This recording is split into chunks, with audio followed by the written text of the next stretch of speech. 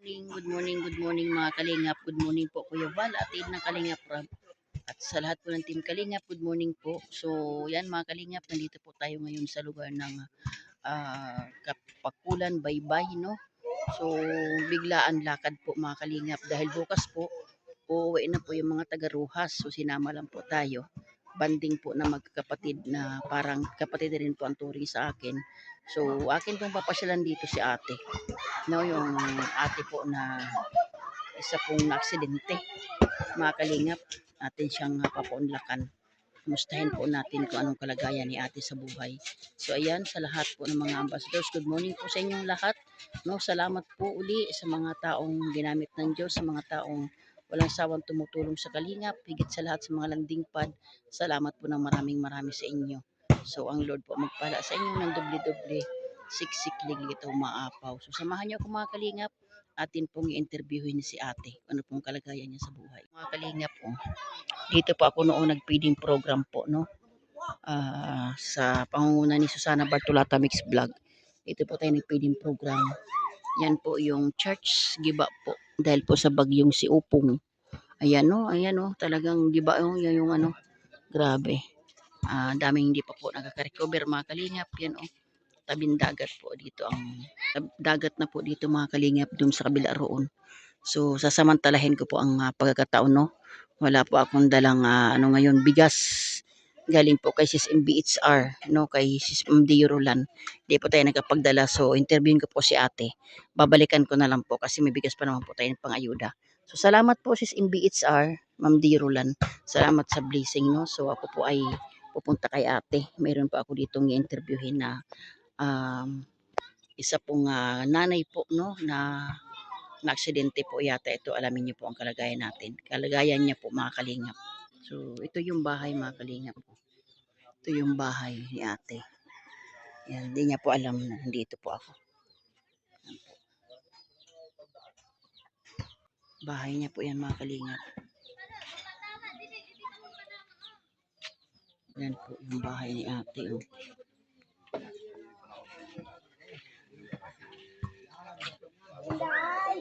Planters po yung mga Kalingap. Nakaano lang po yan sa puno ng mangga. Yan. Ang daming kahoy. Buti po hindi inaano ng bagyo.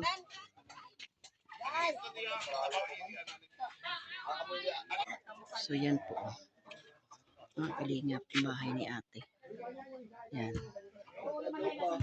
Ano po sa kahoy. Ito po sa kapitbahay niya po ito. Yan. Yan.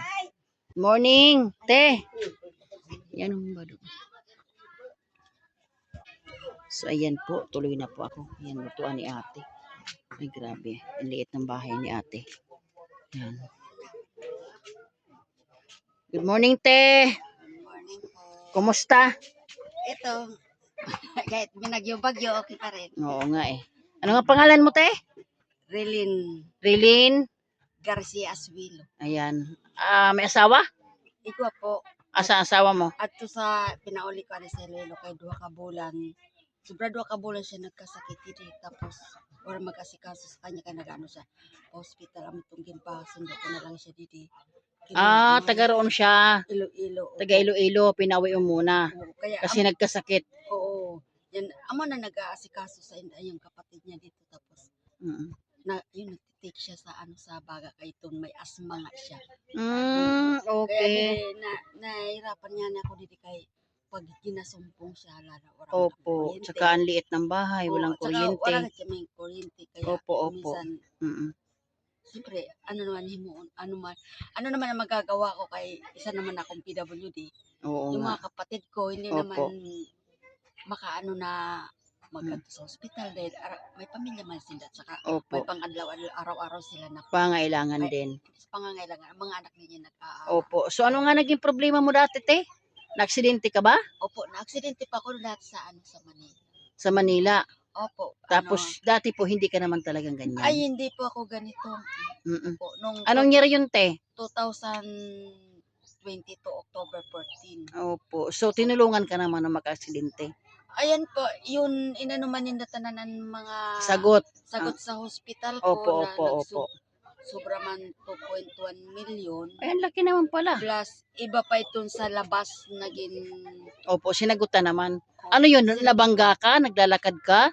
Hindi kasi ito po, may sunog po sa amin sa Guadalupe Viejo. Kasi naano po ina na sa TV din po na yan. May sunog. Opo. Tapos? Nawala ng preno ang bombero. Tapos, nagtakbuhan mga tao. Siyempre, kanya-kanya lusot kung Opo. hindi na ano ang ko sa paglusot ko kay dito man ako sa dalawang sasakyan. Yan, Okay. parang pinabangga na lang doon sa puwitan ng sasakyan. Opo. Abang tumatakbo ako papunta sa gutter, naabutan ako ng kay dalawang sasakyan. Bali, Okay. dalawang Opo. sasakyan, dito ako sa gitna Oo. tumakbo. Yan kay ang kalsada kasi sa Guadalupe Viejo. Maliit. Hindi lang po sa maliit. Yung pa landslide pa Pababa. pababa. Kaya madali maano kaagad ng na bumaba ang bombero.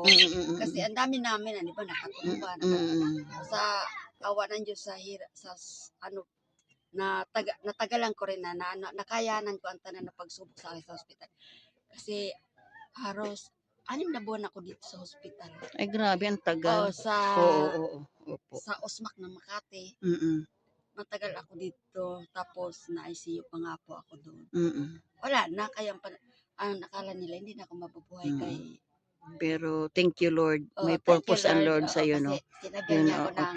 Opo. Sinabihan nga asawa ko at saka kapatid ko na may chance pa na kung makayanan niya, maaari makarecover siya. Pero kung hindi kayo pumayag na i-ICU, talagang alam nyo na ang pasyente natin 50-50. Opo nga naman. Nagpa siyang kapatid ko na sa asawa ko, kuya, mabuti doon, try natin, manggapon, ganun pa rin kung hindi natin siya ipasok. Isa rin lang naman ang mapupuntahan niya. Mabuhay or mamatay. Oo, yan. Natin, malay mo kung yung sabi ng doktor na kung malabanan niya, makayanan niya lahat ng ang mga gagawin nila sa akin. May chance ako na mabigyan ako ng panibagong buhay. Oo nga naman. Pero lahat, nakayanan ko po lahat na siya. Si Lord. Opo. Grabe. Dahil sa kanya. Oo naman, may purpose ang Lord sa buhay mo. Hindi ko alam kasi nung pumasok ko sa ICU, nakita ko lang sa cellphone ko na wala na pala. Talagang, kaya pala ang dami nag-ano sa akin na, ay wala na si Nini, mamamatay na talaga. Wala na kasi, totally pinasok nila ako, puting-puti na ako na, naghimala ang Lord. Oo. Talaga, grabe. Isa lang naging ko lang, yun na talagang bago ako sa sa ICU. operating room. Tapos Kay Lord ka talaga humingi ng tulong. Sabi ko, kunin niyo sa akin, kunin niyo sa bayan, grocery. Yun lang talaga, kabay ko. Tapos, ayun, yun lang parati kong hawak hanggang sa nakamulat ako na hindi ko na alam na ang kaupo ko, ang kasama ko na pala, puro mga matatanda na Ratay man, nakahiga man, nakaratay man, may sakit. Parang inanuhan na tubo. Parehas na may mga tubo. May mga tubo na ang mga pagmulat ko, nakaturo na lang ang luha ko. Sabi ko, siguro, ganyan din ako. Kasi nakikita ko si Doc. Hindi naman ako makatayo kasi ito dito, may tubo. Nakatubo ako dito sa ilong. Tapos, may mga swero pa ako dito. Nakatali pa, duha ko na kamay. Kaya lahat yan, ginawa nila. Tapos, para makasurvive. Makasurvive ako. Tapos, yun, sabi ko, Panginoon, sabi ko, hindi naman ako perfectong anak mo. Nagkakasala din ako, pero hindi naman yung sabing, pag may nagawa ko naman ako na mali na, hindi naman sabi, yung mild na mga, Opo. Lahat naman tayo nagkamali. Sa mata, sa pagsalita natin, sa kapwa natin, nagkakasala tayo. Pero hindi ko na Kapatawaran. sa kanya dahil alam ko mali. Mm. Kay pag nagagalit niya ako sa isang person, ayoko magsalita. Para Ayoko makabitiw makasakit. ng salita na masama na Opo. masakit sa kapwa. Kaya True. ganyan ako. Totoo. Yan. Pinaubaya ko sa kanya. Oh, sa Lord. Oh, Lord, Bahala ka na. ikaw ang nagbigay sa akin ng buhay. Ikaw din may karapatan kumuha. Kung kailangan mo ako kahit anong oras handa ako. Ba nga Basta naman. sa kagustuhan mo. Mm.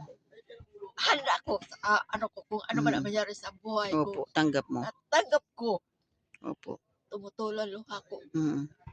Tapos, sabi ko, kung bigyan mo ako ng pagkakataon na mabuhay, siguro may mission ako na iba na hindi ko patapos. Ikaw, yan. Pero lahat, gusto ko nang sumuko, lahat na. Kasi siyempre, nakatubo ka pa, may stainless pa na pinapasok sa bunganga mo na para ibayo-bayo sa bunganga mo. Grabe, no? Oo. Na maskin, ang ulo ko, duha na doktor, may naka-assist pa na nurse na para maiano lang. Pero lahat kinaya ko, bawat sa akin ang stainless sa bunganga ko na may tubo pa ako, ipinaubaya ko, Lord. Anala, makayanan ko. Opo. Sana, mabigyan mo pa ako ng pagkakataon na muli ako. Mabuhay. Na mabuhay. Siguro, kung mabigyan mo ako ng isang pagkakataon, siguro may purpose yun. Kaya, yan ang inaanap purpose. Ngayon, nakasurvive ako. Nag-umuwi nga ako dito kasi siyempre nangungupahan kami. Wala trabaho. Asawa ko kaya natanggal nga sa trabaho ko dahil siya na rin misma nagbantay sa akin. Opo. Tapos ang pamangkin ko natanggal nga rin. Dito nagpasya kami na umuwi dito. Kaya gusto nga din ng asawa ko doon sa Iloilo. Pero ayaw ng mga kapatid ko. So, nandito ang mga kapatid mo, te, sa madalit sabi? Kapatid ko yan. Okay. Kasi dito ka talaga kami. Okay. So, sa madalit sabi, te, hindi naman talaga nakadepende rin na aasa ka sa kapatid. Kasi may mga pamilya din. Kaya nga, yung parati kong iniisip, Opo. paano kaya ako magsimula? Paano ko kaya may ang buhay ko? Opo. Na, kasi nakikita ko itong ganito, nung una ito na kubuan namin ng asawa ko, parang sabi ko, parang sobra pa ako sa napakahirap talaga na pinagap, pero hindi, proud pa rin ako na may sarili akong inihigaan na para sa amin dalawa ng asawa ko, na kahit ganito, barong-barong, kahit mga tampi-tampi, naging kontento na ako. Opo, totoo yun. Naging kontento na At ako. saka, siguro, yun siguro ang inano sa akin ng Panginoon. Opo. Wala naman. Tanggapin natin kung ganito. Ano magagawa natin na ganito. At saka, hindi ko alam kung paano ako makaahon sa kalagayan kong ganito. Gusto ko magsimula Opo. ng panibago. Yan. So, ganito yun ate, no? Alam mo naman siguro, kami ay mga team Kalingap, di ba? So, kilala mo si Kuya Bal, si Ate Edna, si Kalingap Rab. Sabi nga, supporter ka noon pa man hanggang sa ngayon. So, ito te, itong pagpunta ko dito is biglaan din. Kasi nga, kumbaga, importante kasi ang pakikisama, di ba? So, yung pamilya nga, yung pamilya ni Tatay Charlie, bukas maghihiwalay na, magbabalik na sa mga normal na buhay. So, tayo ay nakisama bilang, sabi na natin na hindi natin kamag-anak, kumbaga tinuring na pamilya. So, naano ko nga ikaw. So, ganito yun te, bilang Kalinga partners, bilang dito sa Masbate, kababayan kita. Ito yung mapapanood ng mga Kalinga partners, supporters ni Kuya Val. Ano bang unang-unang kahilingan mo sa Lord? Pangalawa kay Kuya Val at sa mga viewers, no? Malay mo, hindi ako nangangako, malay mo sa kahilingan mo ay wala namang baga imposible sa Ginoo. Walang posible sa Ginoo. So, anong kahilingan mo te na sabihin na natin makapanimula ka? Kasi nakita ko talaga ate, tingnan mo naman ang mga Kalingap ang bahay ni ate. Ito lang po yung kanyang tulugan. Oh, yan. Ito lang po yun. Dito na siya kumakain, dito na siya. Tapos si ate po, ayan, ito na po. Yan, tagpi-tagpi. At saka yan po, nakaano. Yan, ito lang po talaga, ang liit lang niya mga Kalingap, papakita ko po sa inyo. O, ito lang po siya, ganyan lang po siya kaliit. Yan, ganyan po yan. O, ito nakaano po dito sa kahoy na kumbaga, katulad po ni ate na, yan, may ano po siyang ganito kasi nga di siya makalakad. Di ka makalakad te pag wala kang ganito, di ba? Ayan, so ayan te, tuloy natin. Ano ba ang kahilingan mo? Malay mo, no? Wala baga imposible sa Diyos, no? Na sabi nga, iniisip mo pa lang, dinidesire ng puso mo. Malay mo te, sa ating pag-interview, maging way ito ng Lord na may hipuin ang Diyos sa buhay mo. Mm. May paraan May na, paraan ang Lord, oo, no? para Oh. matulungan ako. Yung wala naman po akong hiniling na ano talaga. Gusto ko lang naman na kahit maliit lang para yung hindi naman po ganito. Yun lang. Okay, oh. Opo, Gusto opo. ko lang nga kahit ganito man lang kalakad basta Mm.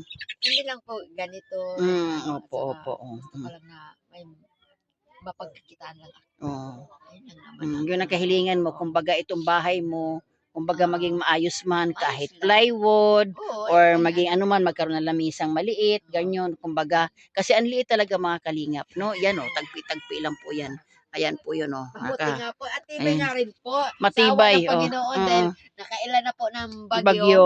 Hindi pa rin po siya Talagang ginabayan ng Lord. Opo, Kasi yun unang, nga sabi ko. opo, Opo, natatawa nga sila sa akin. Sabi ko, opo, yung bahay nyo, giba. ang mumura siguro ng bahay nyo. Ako, ang mahal-mahal ng Mama, bahay ko. kaya nga, oo. Million ito, pero hindi nasira. Sabi ko, Oo. nagpapatawa lang po ako sa ila. Opo, opo. Sabi ko, pero Opo.